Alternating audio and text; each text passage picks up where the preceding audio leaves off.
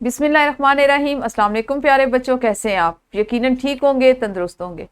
प्यारे बच्चों, आप जानते हैं हम उर्दू जमात चहारम के रेमेडी पैक पर काम कर रहे हैं और आप इसको हर रोज़ की तकसीम के मुताबिक इस पर अमल करें और इसको मुकम्मल करें।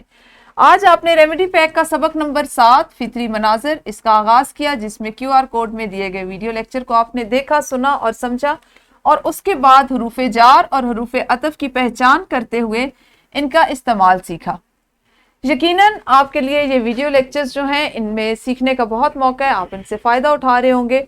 आपने रोज़ाना की तरह ये जुमला मुकम्मल किया और फिर सरगर्मी जो थी आपके पास के हरफ जार और हरफ अतफ की पहचान के लिए आपको जो कसीरुल इंतखाब सवालात जवाबात का सवाल दिया गया था उसको मुकम्मल किया।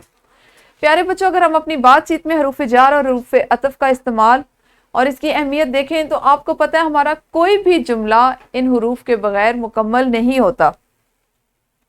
अगर आप अपने किसी जुमले में से हरूफ जार को निकाल देंगे तो क्या आप अपनी बात उसी तरह पहुंचा सकेंगे किसी तक? यकीनन नहीं।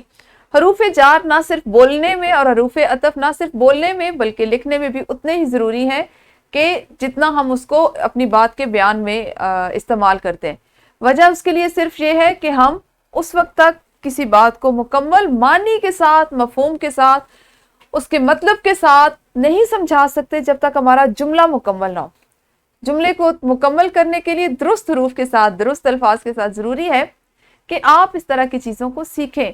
अगर आप कोई जुमला बोलते हैं तो आप उसके लिए ये कर सकते हैं कि आपने अगर किसी के साथ बात करते हुए 5 जुमले बोले या अकेले बैठे हुए 5 जुमले सोचिए और उनमें सोचें कि आपने कौन से हरूफ जार और हरूफ अतफ इस्तेमाल किए, फिर उनको जुमले से अलहदा कीजिए, फिर जुमला बोलिए।